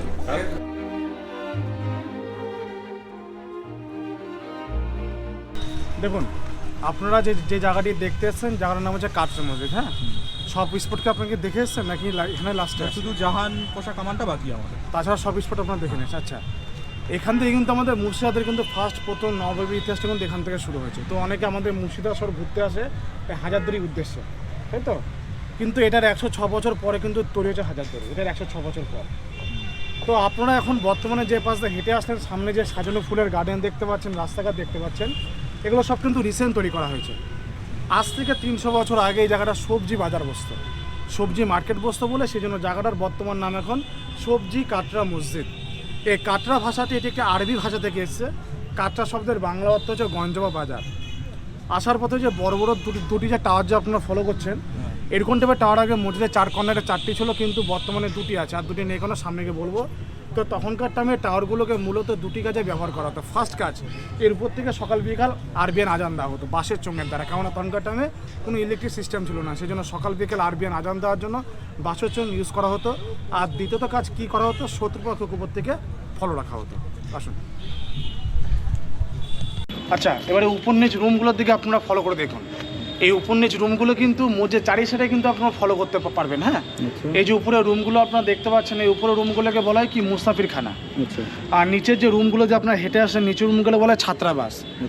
মুসাফির খানার বাংলা তো হচ্ছে অতিথিশালা। আগেকার দিনে বাইরে থেকে যেসব অতিথিরা মসজিদে দেখতে আসতো না, তাতে থাকার জন্য উপরে রুমগুলো ছিল। আর নিচের রুমগুলি ছিল ছাত্রাবাস। ছাত্রাবাস মানে এক একটি রুমে এখানে 4 জন করে বাচ্চা শিশু, 1 জন করে শিক্ষক সহ এখানে কোরআন শরীফ পড়ানো হতো। তার পাশাপাশি এখানে উর্দু, আরবি, পার্সি টোটাল 3টে বিষয় তাদের এখানে শিক্ষা প্রদান করানো হতো। এখানে টোটাল 700 থেকে 800 বাচ্চা শিশুকে এখানে শিক্ষা প্রদান করানো হতো। এবার এই দিকটা ফলো করে দেখুন, এটা কিন্তু মেন মসজিদ, আপনারা যাবেন এর ভেতরে। হ্যাঁ হ্যাঁ যাবো আমি আস্তে আস্তে বলতে বলতে আমি যাবো। এর মসজিদের ওয়ালের দিকে আপনারা ভালো করে ফলো করে দেখুন, বড় বড় যে বক্স থেকে খোপ দেখতে পাচ্ছেন। হ্যাঁ, এখানে না বেলজিয়াম গ্লাস, বেলজিয়াম গ্লাস কিন্তু গোটা ওয়ালে কিন্তু এখানে সেট করা ছিল। আচ্ছা, কেন বলুন তো বেলজিয়াম গ্লাস সেট করা ছিল? আপনাদের পিছনে দেখুন ত্রিকোণ টাইপের, এগুলো সাধারণত মাটির বাজার দেখতে পাই, গ্রামে যে মাটির বাড়ি থাকে এইগুলোকে এক কথায় বলো কি কুলঙ্গি। তো তখনকার তখনকার টাইমে তখন ইলেকট্রিক সিস্টেম ছিল না, সেই জন্য তখন এখানে মাটির প্রদীপ রাখতো। যখনই রাখতো তার আলোটি ডাইরেক্ট সোজা কাছে গিয়ে পড়তো। যখনই কাছে গিয়ে পড়তো তখনই কিন্তু রিফ্লেকশন হতো, আলোকিত হয়ে থাকতো। কিন্তু দুঃখের বিষয় ব্রিটিশে যখন দেশ ছেড়ে চলে যায় না, তখন প্রত্যেকটা কাজ ড্যামেজ নষ্ট করে চলে যায়। তো কিছু কাজ লাগানো ছিল কিন্তু দেখতে খারাপ লাগবে বলে সেন্ট্রাল গভর্নমেন্ট ওই কাজগুলোকে খুলে নিয়েছে। আপনার যেটা হাজারদুয়ারি ওটা কিন্তু মিউজিয়াম, এটা কিন্তু মিউজিয়াম না, এটা অরিজিনাল মানে 15 তারিখ যে প্লেসটা মেইনটা ওইটা, এটা হচ্ছে প্লেস এটা। আচ্ছা, মসজিদের নিচে যে আন্ডারগ্রাউন্ড যে খোপগুলো আপনারা দেখতে পাচ্ছেন, এইগুলোকে দেখে আপনারা কি ভাবছেন? সুড়ঙ্গ বলেই মনে হচ্ছে। সুড়ঙ্গ ভাবছেন, এইগুলি ভাবছেন, এইগুলো সবাই দেখে তাই ভাবে সুড়ঙ্গ পথ। অনেকে দেখে হবে আন্ডারগ্রাউন্ড ঘর, অনেকে দেখে হবে এর মধ্যে দিয়ে জল পাস করা হতো, অনেকে ভাবে যে আগুন জ্বালানো হতো, কিন্তু এগুলি ভাবা স্বাভাবিক, কিন্তু এগুলি সেগুলোর জন্য নয়। এগুলোকে এক কথায় বলা হয় কি ভেন্টিলেশন, মানে এয়ার পাস। এখনকার টাইমে যখন বাড়ির উপর দিয়ে তৈরি করা হয়, তখনকার টাইমে কিন্তু মসজিদের নিচে তৈরি করা হয়েছিল, কেন কিন্তু ড্যাম প্রুফের জন্য। মানে হাওয়া বাতাসটা ঠিকভাবে যেন পাস হতে পারে, এই মসজিদটা নিচগুলো যেন ড্যাম নেই, নষ্ট না হয়। কিন্তু পরবর্তী সময় সিকিউরিটির জন্য সবগুলোকে সিল করে দিয়েছে, যাতে একটার সাথে একটাকে লিঙ্ক করানো ছিল। এরকম টাইপের ভেন্টিলেশন মসজিদ চারি সাইডে ফলো করতে পারবেন, টোটাল 14টি রয়েছে। আচ্ছা, বুঝতে পারলেন? আচ্ছা, এবার আপনাদের পায়ের নিচে ফলো করে দেখুন। আপনাদের পায়ের নিচে না প্রত্যেকটা জায়গায় একেবারে চৌকো টাইপের আসন আছে, বুঝতে পারছেন যে আসন আছে? একটা আসন, একটা আসন, একটা আসন, একটা আসন। এখানে এরকম টাইপের না টোটাল কিন্তু 2000টি আসন আছে। আচ্ছা, আজ থেকে 300 বছর আগে এখানে 2000 নামাজি বসে নামাজ পড়তেন। আচ্ছা, তো নামাজ পড়ার টাইমে নামাজিদের কোনো রকমভাবে যেন অসুবিধা না হয়, তাদের গায়ে যেন রোদ বা বৃষ্টি না লাগুক, না পড়ুক, সেই জন্য ওয়ালের দিকে তাকিয়ে দেখুন, সেই রিংগুলি কিন্তু আজও ঝুলছে। হ্যাঁ, এর উপর দিয়ে না তখনকার টাইমে মোটা মোটা চাদরের সামিয়ানা, বুঝতে পারছেন তাকে বলা হয় সামিয়ানা, উপরে যে চাদর টাইপের, সেই সামিয়ানার উপরে টাঙিয়ে দেওয়া হতো। কথা বলুন তো, নিচে হুকের মধ্যে। আচ্ছা, ওই নিচের হুক, নিচে হুক। আচ্ছা,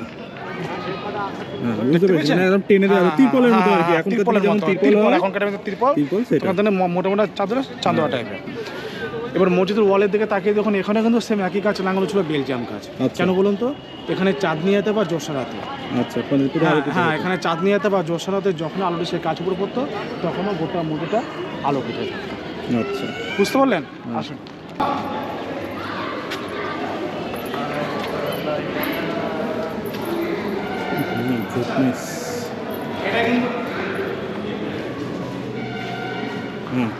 এটা কিন্তু মেন মসজিদ, ফার্স্টে আপনার বললাম। এবার উপর দিকটা আপনারা ফলো করে দেখুন, কিছু বুঝতে পারছেন? উপর দিকটা দেখে ছাদটা নেই, ছাদটা নেই, কিন্তু ছাদটা ছিল এক সময় এরকম গম্বুজ দ্বারা। আচ্ছা, এরকম গম্বুজ দ্বারা টোটালটা কিন্তু কভার করা ছিল, ঢাকা ছিল। আচ্ছা, আর টোটাল ছিল 5টি গম্বুজ। আচ্ছা, 5টি গম্বুজের মধ্যে না মিডলে 3টে গম্বুজ ড্যামেজ হয়ে যায়। আচ্ছা, আর 2টি রয়ে যায়। কেন বলুন তো? ভূমিকম্পের জন্য। 1897 আজ থেকে 126 বছর আগে একটি ভয়ঙ্কর ভূমিকম্পের জন্য 3টে গম্বুজ ড্যামেজ হয়ে যায়, আর 2টি রয়ে যায়। তারটি প্রমাণ আপনারা বুঝতে পারবেন, লেফট সাইডটার দিকে আপনারা ফলো করে দেখুন, মসজিদটা একটু ডাউন হয়ে গেছে। হ্যাঁ, এটা বেঁকানো রয়েছে, বুঝতে পারছেন? একটু বসে গেছে। আর যে ডিজাইনটা দেখতে পাচ্ছেন সামনে ফুলের মতো, ওই ডিজাইনটাকে বলা হয় কি? হ্যাঁ, জাফরি। আগ্রা তাজমহল গিয়েছেন দেখতে? হ্যাঁ, আগ্রা তাজমহল কিন্তু এরকম জাফরি ডিজাইন রয়েছে কিন্তু। হ্যাঁ, তো তখনকার টাইমে না ডিজাইনটাতে হিরে, মতি, মুক্ত, জহরত সব কিছু খোদাই করে বসন থাকতো, কারণ নবাব মুর্শিদ কুলি কিন্তু বসতেন এই জায়গাটা, তিনি কিন্তু এই জায়গায় থাকতেন না। তিনি যে জায়গায় থাকতেন তার প্রাসাদের নাম হচ্ছে চেল সেতুন। আচ্ছা, আপনার কি হাজারদুয়ারি দেখতে গেছিলেন তো? হ্যাঁ। হাজারদুয়ারি যখন দেখতে গেছিলেন, হাজারদুয়ারি মেন গেটে অপোজিটে একটা সাধারণ মসজিদ দেখতে পেয়েছিলেন? হ্যাঁ, কোনটা মানে বলুন তো? ওই মক্কা থেকে যেটা আগে ইমামবাড়া না, ইমামবাড়া বলছি আর মক্কা থেকে নিয়ে আসলো মাটি, ওটাও না। তাহলে না, যেটা চক লক করা রয়েছে। চক চক বাজার, চক বাজার যে মার্কেট, যেটার নাম এখন চক মসজিদ। পাঁচটা চূড়া রয়েছে, চারটে পাঁচটা মাথা। হ্যাঁ, মানে যেখানে সাদা রঙের, হ্যাঁ হ্যাঁ হ্যাঁ হ্যাঁ হ্যাঁ হ্যাঁ, ওটার নাম ছিল চেল সেতু। আচ্ছা, সেই জায়গায় এই নবাবাকে থাকতেন। হ্যাঁ ঢুকবো বলে, হ্যাঁ হ্যাঁ হ্যাঁ আর যে তিনটে সিঁড়ি, হ্যাঁ। এটা বলা হয় মেম্বার। এখানে আচ্ছা। একজন মুসলিমদের মেন ধর্মগুরু, আমাদের হিন্দু সম্প্রদায়ের মধ্যে যেরকম কি থাকে ব্রাহ্মণ মশাই, পুরোহিত মশাই, এবং মুসলিম সম্প্রদায়ের মেন ইমাম সাহেব এই জায়গাটা দাঁড়িয়ে থাকতেন আচ্ছা খুতবা পাওয়ানোর জন্য। আচ্ছা আচ্ছা আর ওইখানে আরবি ভাষায় একটা কালমা লেখা আছে, ওইখানে লেখা আছে লা ইলাহা ইল্লাল্লাহ মুহাম্মদ রাসূলুল্লাহ। আচ্ছা।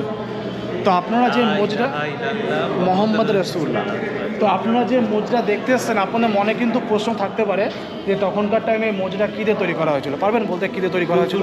চুনসুরকি তো আছে, তার সাথে কী ছিল? ডাবের জল, ডাবের জল, খয়ের জল, মেথি জল, আর সব থেকে বড় উপাদান সেটা চিটে গুড় টাইট করে ধরে রাখার জন্য। দেখুন, আর এই গম্বুজগুলোর মধ্যে আপনারা তাকিয়ে ভালো করে দেখুন, এর মধ্যে কোথাও কিন্তু লোহা জাতীয় জিনিস নেই, কোথাও কিন্তু করিবর্গা নেই, টোটালটা কিছু বলুন আর্চ খিলান এই একটার উপর ইট সাজিয়ে সাজিয়ে এরকম টাইপের সব গম্বুজগুলো সব তৈরি করা হয়েছে। তো এই প্রভৃতি কিছু মিশ্রিত করে 1723 থেকে 24-এর মধ্যে এই মসজিদটাকে কমপ্লিট করা হয়েছে। বুঝতে পারলেন? তো এবার আপনারা যে নবাবের কবর উপর দিয়ে হেঁটে যাবেন, তার নাম হচ্ছে নবাব মুর্শিদ কুলি খান। আচ্ছা। ইনি ছিলেন বাংলা বিহার উড়িষ্যার প্রথম স্বাধীন নবাব। আচ্ছা। আমাদের বাংলায় টোটাল কিন্তু 18টা নবাব কিন্তু শাসন করেছিল, কিন্তু 18টা নবাবের মধ্যে ইনি একমাত্র নবাব যিনি মৃত্যুর আগে আদেশ করে বলে গেছিলেন যে আমার মৃত্যুর পর আপনারা আমার কবরটি পুরো মসজিদের মেন জায়গায় আমাকে সমাধিস্থ করে আমাকে কবর দেবেন। কারণ এই নবাব চেয়েছিলেন এনার দ্বারা জীবনে কোনো ভুল কাজ ইনি যদি করে থাকে, কোনো পাপ কাজ ইনি যদি করে থাকে, সেই পাপের জন্য প্রায়শ্চিত্তটা হয়। তো প্রায়শ্চিত্তটা কীভাবে হবে? যারা এই মসজিদে নমাজ পড়তে আসবে, সেই নমাজদের পায়ের ধুলো যেন তার কবরে গিয়ে পড়ে। তার সাথে সাথে দূর দূরান্ত থেকে নানা ধর্মের নানা জাতির মানুষরা যারা এই মসজিদকে দেখতে আসবে, তাদেরও পায়ের ধুলো যেন তার কবরে গিয়ে পড়ে। সেই জন্য এই নবের আদেশ, এই নবের ইচ্ছা অনুসারে তার কবরটি পুরো মসজিদের ফ্রন্ট সাইডে পুরো সামনের দিকে এই নবকে কবর দেওয়া হয়েছে। তো এখন আপনারা বর্তমানে যে জায়গাকে দাঁড়াবেন, ঠিক আপনাদের পা থেকে 6 ফুট নিচে থাকবে নবাব মুর্শিদ কুলি খান কবর, যার নাম অনুসারে আমাদের ডিস্ট্রিক্ট, আমাদের শহরের নাম রাখা ছিল মুর্শিদাবাদ, আর ইনি হচ্ছে আমাদের মুর্শিদাবাদ শহরের প্রতিষ্ঠাতা। আর 18টা নবাবের মধ্যে ইনি ছিলেন কনভার্টেড, ইনি হিন্দু থেকে মুসলিম হয়েছিলেন। এনার ফার্স্ট নেম ছিল সুদর্শন নারায়ণ মিশ্র। আচ্ছা। চলো, ব্রাহ্মণ ছিল। হ্যাঁ, এইটা থেকে টানা হতো বলছিলেন না? আচ্ছা, এই জিনিসটা মানে এই হুকটা থেকে ওই মসজিদের টপের এখানে যে হুক রয়েছে, মানে ওই এখনকার দিনে যে তিরপল টাঙানো হয় ওই টাইপের একটা শেড আর কি, তখনকার দিনে চাদরের মতো টাঙানো হতো। এই যে রুমগুলো যে আপনারা দেখতে পাচ্ছেন না, এই সব রুমগুলো কিন্তু ছিল মুসাফির খানা, এখনকার আমরা বলি গেস্ট হাউস, অতিথিশালা। আচ্ছা। বাংলা ভাষা বলে অতিথিশালা। সেম উপরটা গম্বুজ ছিল, কিন্তু ভূমিকম্পের জন্য ড্যামেজ হয়ে যায়। ভূমিকম্প হয়েছিল।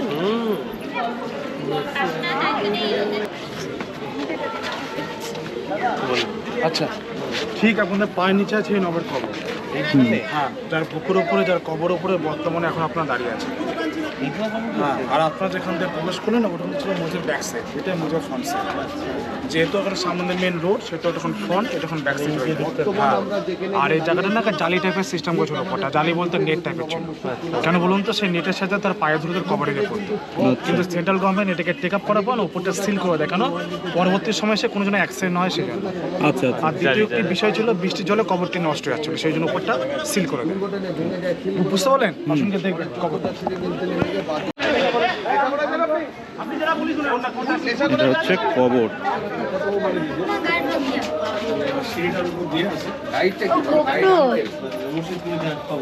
সময় ঢুকবি না। এই হলো মেন কবর। এবার এই ওপরটাতে আমরা দাঁড়িয়েছিলাম আর কি, এইদিকে সিঁড়ি দিয়ে নেমে নিচে ওই কবর। হ্যাঁ, কবর দেখেছি। ভালো করে দেখলেন তো? হ্যাঁ। ওই পাশে কোনো কবর দেখেছিলেন? না। ওই পাশে কোনো মির্জাফরের বংশের কবর দেখেছিলেন? সিরাজদৌল্লা হ্যাঁ ওই 1000, হ্যাঁ হ্যাঁ 1100। আর এই কবরটা দেখলেন, ডিফারেন্সটা কি, পার্থক্যটা কি বুঝতে পারবেন? ওপরটা মাটি দেওয়া রয়েছে। ওপরটা মাটির, তাছাড়া কবরটা হচ্ছে ওপেন। হ্যাঁ আমাদের বাংলায় টোটাল কিন্তু 18টা নবাব কিন্তু শাসন করেছিল, কিন্তু 18টা নবাবের মধ্যে ইনি একমাত্র নবাব যার কবরটা আপনারা একমাত্র শুধু ওপেন দেখতে পেলেন, তাছাড়া কবরটা হচ্ছে মাটির। কেন বলুন তো? এই নবাব সেই মতনই আদেশ করে বলে গেছিলেন যে আমার মৃত্যুর পরে আপনারা আমার কবরটি এইভাবে তৈরি করবেন। কেন? ইনার উপর দিয়ে যারা হেঁটে যেত না, তাদের পায়ের ধুলে ওনার সরাসরি তার মাটিতে এসে পড়ে। সেই জন্য আজ অব্দি, আজ পর্যন্ত এই নবাব কবরটা ওপেন, তাছাড়া মাটি রেখে দেওয়া আছে। এবার এই নবের সম্পর্কে একটু বলি, একটু ভালো করে শুনুন। এই নবের জন্ম হচ্ছে 1660 খ্রিস্টাব্দে।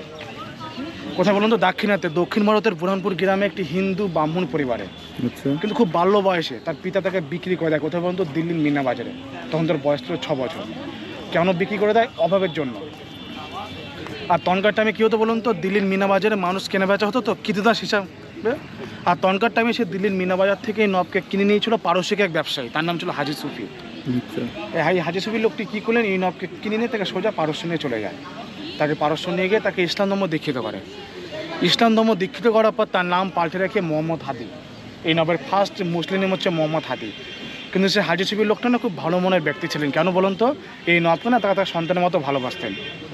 সেই মনে করে না তাকে খুব উচ্চ শিক্ষা থেকে শিক্ষিত করে তুলেছিলেন।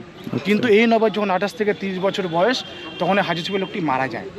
মারা যাওয়ার পর ওনার যে উত্তরাধিকার, তার এই নবাবকে বললো যে আপনাকে আমরা এবার দাসত্ব থেকে মুক্তি দিলাম, আপনি আবার ভারতে ফিরে যান। এই নব কী করলেন? তার কথা অনুযায়ী ভারতে ফিরে আসতেন। আর ভারতে তখন কার শাসন চলছিল জানেন? তখন কার শাসন চলছিল ভারতবর্ষে? মুঘল সাম্রাজ্য। তখন ছিল দিল্লি সম্রাট ঔরঙ্গজেব। আর ঔরঙ্গজেবের তখন কঠিন আর্থিক সংকট। কেন বলুন তো? তিনি দীর্ঘদিন ধরে না তিনি যুদ্ধ করছিলেন মারাঠার সাথে। সেই জন্য তার কোষাগার প্রায় শেষ হয়ে গেল, তার চরম আর্থিক সংকট দেখা দিয়েছিল। এই নব কী করলেন? তিনি ফার্স্টে ভারতে ফিরেছেন না, তিনি সরাসরি তিনি ঔরঙ্গজেবের দরবারে গেলেন। ঔরঙ্গজেব কী করলো? তাকে দরবার থেকে উঠে তার কোষাগারে তাকে অ্যাকাউন্টেন্ট হিসাবে, হিসাব রক্ষক হিসাবে তাকে কাজে নিযুক্ত করলেন। কিন্তু এই নবাব যখন কাজে নিযুক্ত হলেন, তিনি যখন দেখলেন যে ঔরঙ্গজেবের কঠিন আর্থিক সংকট, সেই জন্য তাকে আর্থিক সংকটের হাত থেকে বাঁচানোর জন্য তাকে কিছু অভিনব সূত্র বলেছিল যে আপনাকে এই কাজটি করলে আপনার কোষাগারে পুনরায় বৃদ্ধি পাবে। সেই জন্য ঔরঙ্গজেব এই নবাবকে ফার্স্টে দেওয়ান হিসেবে ঢাকায় পাঠায়। আর আগে আমাদের দুই বাংলার ক্যাপিটাল আগে কী ছিল? ঢাকা। ঢাকার আগের নাম ছিল জাহাঙ্গীরনগর। কিন্তু ঢাকা থেকে এই নবাব ঠিকঠাকভাবে ট্যাক্স আদায় করতে পারছিলেন না। সেই জন্য তিনি কী করলেন? তিনি ঔরঙ্গজেবের আদেশ নিয়ে 1702 খ্রিস্টাব্দে তিনি ঢাকা থেকে আমাদের মুর্শিদাবাদ থেকে মেন রাজধানী হিসেবে গড়ে তুললেন। আর তখন আমাদের মুর্শিদাবাদের কী নাম ছিল জানেন? মুকসুদাবাদ। আচ্ছা। তার আগের নাম কী ছিল? মুগদশ। আপনারা কি বর্গীদের নাম শুনেছেন? বর্গী শুনেছেন? তখনকার টাইমে বর্গীরা খুব এখানে অ্যাটাক করতো। তারা কী করতো? তারা পর্যটকরা জোরজনকভাবে খাজনা আদায় করতো। কিন্তু যখনই নবাব মুর্শিদ কুলিকে আমাদের মুর্শিদাবাদ থেকে মেন রাজধানী হিসেবে গড়ে তুললো, তিনি এখান থেকে বর্গীরকে দমন করে 1704 খ্রিস্টাব্দে 1 কোটি টাকা ট্যাক্স তখনকার টাইমে তিনি এখান থেকে আদায় করে তিনি দিল্লিতে তিনি পাঠিয়েছিলেন। তিনি যে কত বড় একজন যে সুশাসক ছিলেন, তার কাজের দক্ষে তিনি পরিচয় দিয়েছিলেন। সেই জন্য ঔরঙ্গজেব খুশি হয়ে এই নবাব মুর্শিদ কুলিকে কী করলো? 1706 খ্রিস্টাব্দে তাকে বাংলা, বিহার, উড়িষ্যার ফার্স্ট প্রথম স্বাধীন নবাব হিসেবে তাকে ঘোষিত করে দেয়। আর তার নাম অনুসারে আমাদের শহরের নাম রাখার নির্দেশ দেয়। আর যে মুর্শিদ কুলি খান নামটা আপনাদের বললাম, এটা কিন্তু উপাধি, এটা ঔরঙ্গজেব তাকে উপাধি দিয়েছিল। মুর্শিদ মানে বিশ্বস্ত মানে বিশ্বাসী, কুলি মানে ভিত্ত মানে চাকর, আর খা মানে আমির। ইনি ছিলেন ঔরঙ্গজেবের একজন বিশ্বস্ত চাকর। এই নবাব 1706 থেকে 1725 টোটাল 19 বছর তিনি এখানে শাসন করেছিলেন। তারপরে কে আসলো জানেন? সুজাউদ্দিন, এনার জামাই। সুজাউদ্দিন কিন্তু খুব ভালো একজন শাসক ছিলেন না, তিনি খুব বিলাসিতার মধ্যে থাকতেন। সুজাউদ্দিনের মৃত্যুর পর কে আসলো? তার ছেলে সরফরাজ খান। আর এই গিরিয়ার যুদ্ধে সরফরাজ খানকে হত্যা করেছিল আলীবর্দী খান। আচ্ছা। আলীবর্দী ছিল পাটনার শাসনকর্তা। এই সরফরাজ খান যখনই হত্যা করলো না গিরিয়ার যুদ্ধে, এই মুর্শিদ কুলি জেনারেশন শেষ হয়ে গেল। তারপরে আসলো আলীবর্দী। আলীবর্দীর পর কি আসলো? সিরাজদৌল্লা। তাকে 1757-23 জন তাকেও হত্যা করা হলো পলাশির যুদ্ধে। যখনই তাকে হত্যা করা হলো না, সিরাজদৌল্লার জেনারেশন শেষ হয়ে গেল। তার সাথে সাথে পঞ্চম স্বাধীন নবাব শেষ হয়ে গেল। তারপর আসলো মির্জাফর। এই মির্জাফর থেকে শুরু করে যতগুলো নবাব এখানে শাসন করেছিল, সব তারা ব্রিটিশদের অধীনে কাজ করতো। আর আপনারা যেটা হাজারে দেখে আসলেন, ওটা হচ্ছে মির্জাফরের অষ্টম পুরুষ নবাব নাজিম হুমায়ুন তৈরি করেছিল। সেটা হচ্ছে 1829 খ্রিস্টাব্দে। ওটা কিন্তু ব্রিটিশদের আর্কিটেকচার। এটা কিন্তু মুঘলদের আর্কিটেকচার, মুঘলদের স্থাপত্য। বুঝতে পারলেন তো স্যার? আসুন। হ্যাঁ বলুন। সেম টাওয়ার, এই যে এই পাশে কি ছিল আর ওই পাশে কি ছিল? ও আচ্ছা, এই দুটো নষ্ট হয়ে গেছে। পুরো কিন্তু ড্যামেজ হয়ে গেছে। আচ্ছা, এইরকম একটা টাওয়ার এইখানে ছিল, এটা ড্যামেজ হয়ে গেছে। আর ওই ধারে মানে এর ওই দিকটাতে যেটা আছে ওটাও ড্যামেজ। এই ওপরটাও মনে হয় নষ্ট হয়ে গেছে নাকি?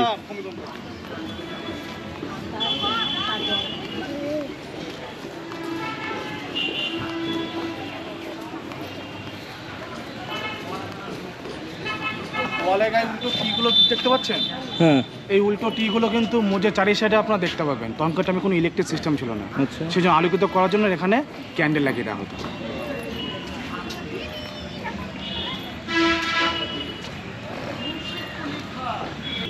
এটার সাথে এর কোনো কানেকশন নেই। আর যে টাওয়ারের কথা যে আপনাদের বলছিলাম, এই টাওয়ারে ওঠার জন্য কিন্তু 67টা কিন্তু স্টেপ আছে। আচ্ছা। হ্যাঁ, এটা হাইট হচ্ছে 70 ফিট। আচ্ছা। এর উপরে যদি আপনারা যদি উঠতে পারতেন না আজও আপনারা আমাদের মুর্শিদাবাদের কিছু অংশ আপনারা দেখতে পেতেন। আচ্ছা। কিন্তু দুঃখের বিষয়, দিল্লির কুতুব মিনারে অ্যাকশনের পর থেকে না সেন্ট্রাল গভর্নমেন্টের যতগুলো এরকম টাওয়ার ছিল সবগুলোকে সিল করে দিয়ে, সবগুলো সিল করে দিয়ে। মানে বাইরে থেকে দেখা যাবে, ভেতরে ওঠা যাবে না। না না, সিঁড়ি আছে, হ্যাঁ, গোল করে সব সিঁড়ি। তোকে দিলেও তুই উঠতে পারবি না।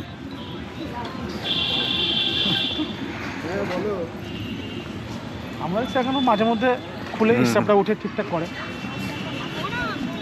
কেমন লাগলো? মাথাটাও মনে হয় কিছু হয়েছে নাকি? ছিল গম্বুজ ছিল এরকম টাইপ। গম্বুজ তো নেই। আচ্ছা, ভালো লাগলো তো স্যার? হ্যাঁ হ্যাঁ হ্যাঁ।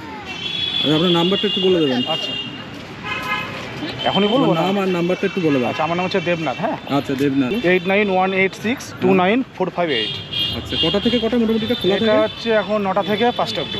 আচ্ছা, শীতকাল গরমকাল সব একই টাইমিং থাকে? হ্যাঁ, সেম। আচ্ছা আচ্ছা, ঠিক না, আছে। শীত গরমকালে একটু, আচ্ছা, গেটটা একটু লেটে খোলা। হ্যাঁ। কমপ্লিট তো? আমাদের আর কিছু নেই তো? আমরা দেখি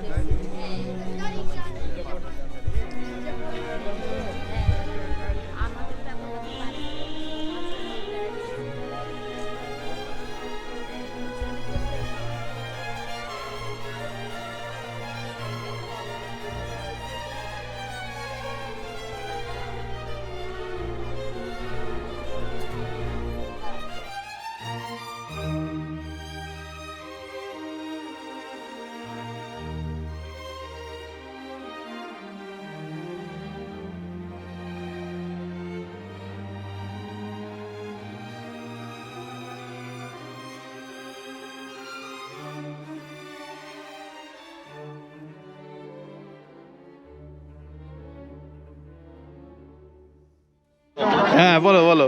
ওইটাই তো বলছি, নেক্সট ডেস্টিনেশন পুরী। কত কিলোমিটার যেটা গাড়ি করে যাবো? এই যে বলো, আপনি কি বলছেন? ভ্যান টোটোয় করে যাবো, টোটোয় করে। সমুদা, তাহলে জাহান কোষা কামান আর একটা কি দেখলাম, দেখা কমপ্লিট তো সব? আচ্ছা, আমাদের সমস্ত দেখা কমপ্লিট, মুর্শিদাবাদ আর বহরমপুর। এখন অলরেডি সূর্য অস্ত যাচ্ছে, আমরা এখন অলরেডি এখান থেকে বেরিয়ে পড়েছি। মাদারসাট যাবো একটুখানি, স্ন্যাক্স খেয়ে ওখান থেকে বেরিয়ে যাবো, সেটা আমি প্ল্যান করেছি। এখন ওই একটু রোডের উপর দাঁড়ানো হয়েছে, একটু চা ব্রেক, মানে টি ব্রেক আর কি। এটা হচ্ছে বেলডাঙ্গা, এই হচ্ছে আমাদের গাড়ি। এখন দাঁড়ানো হয়েছে, এখন একটু চা ফা খাওয়া হবে, তারপর আবার যাওয়া যাবে হবে। ছোটো করে একটা টি ব্রেক।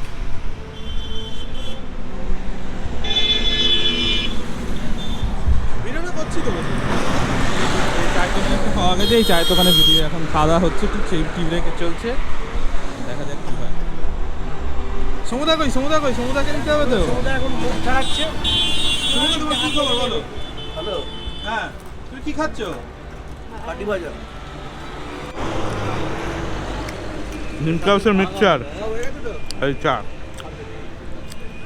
দারুণ দারুণ দারুণ সুন্দর, দারুণ সুন্দর। এই রাস্তায় বেরিয়ে ঠিক এই চা পা না খেলে না এই জমে না, মনে হয় যেন কিছু একটা হয়নি।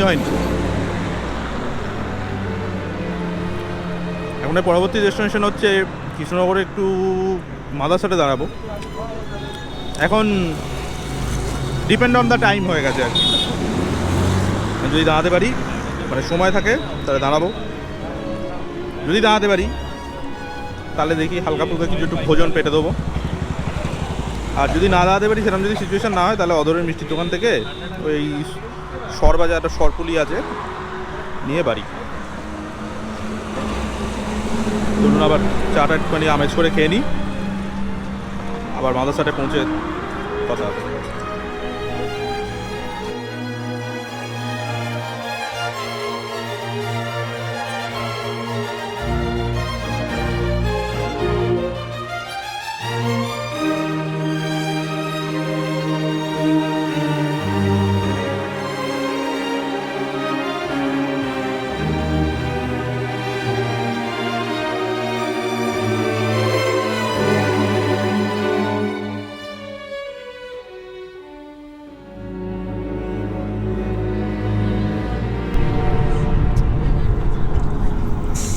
আবার যাত্রা শুরু মাদ্রাসাটের উদ্দেশ্যে, দেখি দেখা যাক।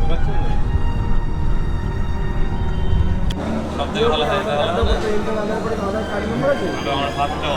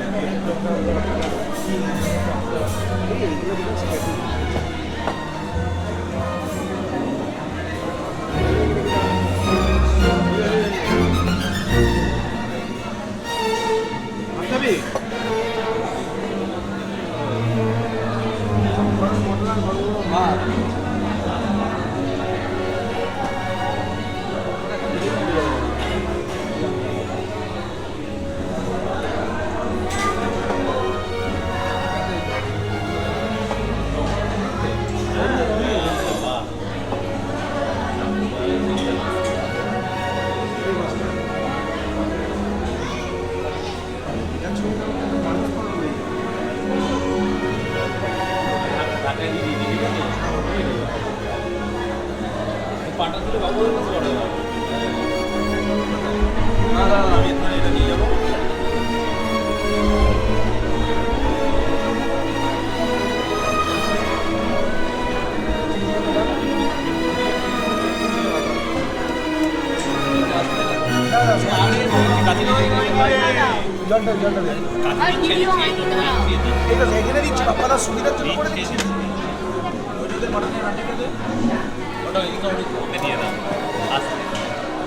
তুই পড়ে গেলাম দিলিস না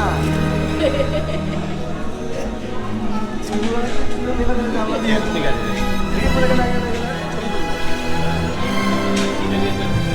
কাট আগে কাট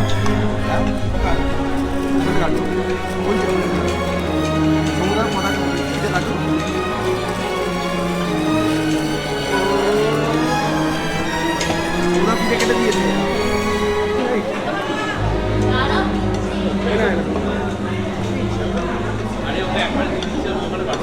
এটা আমি দিলাম ঠিক আছে তো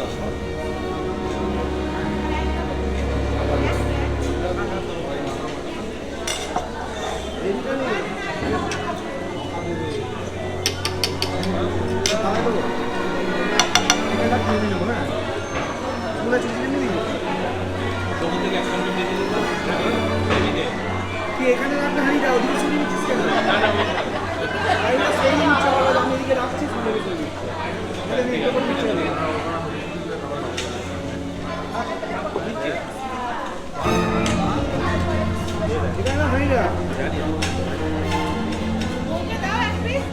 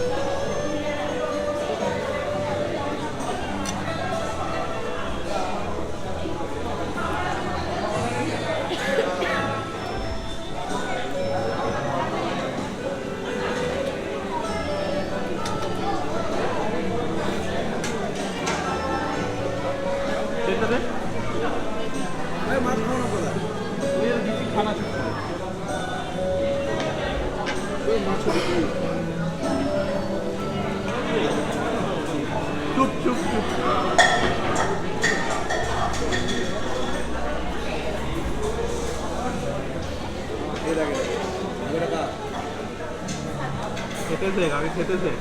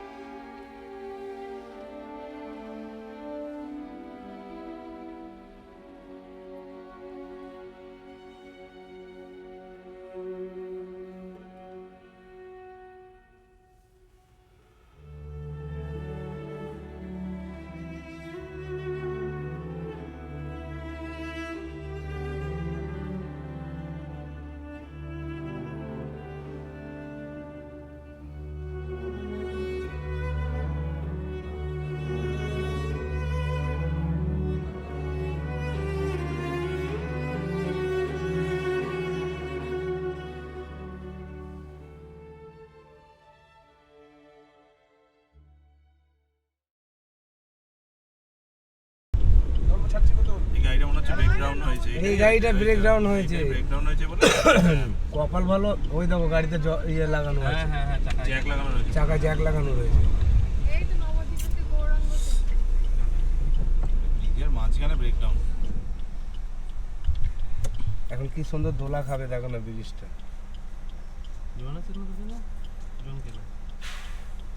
ভালো লাগছে?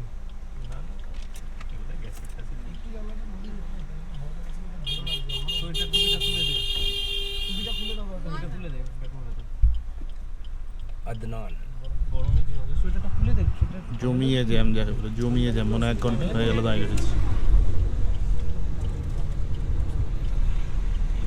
সামনে একটা গাড়ি গেছে ব্রেকডাউন হয়ে, পুরো লাইন বন্ধ। হচ্ছে নবদ্বীপের গৌরাঙ্গ ব্রিজ।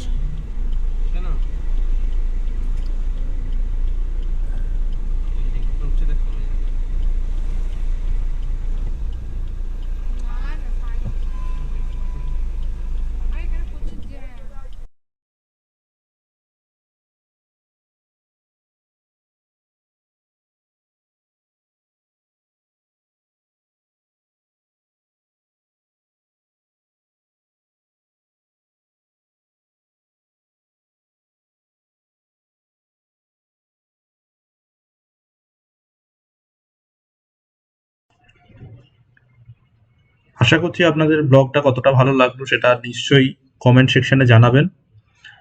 যথারীতি আমরা 23শে ডিসেম্বর কলকাতা থেকে যাত্রা শুরু করে 24শে ডিসেম্বর আমরা যাত্রা শেষ করেছি।